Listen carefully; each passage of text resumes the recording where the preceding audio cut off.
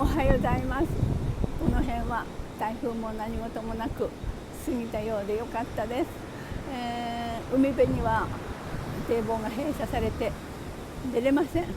でもサーファーは乗り越えたんでしょうか。2人いますね。ですね。台風の去った後の匂い、プンプンクンクン匂うんです。富士山、台風の後の富士山はとってもドラマティックなんです。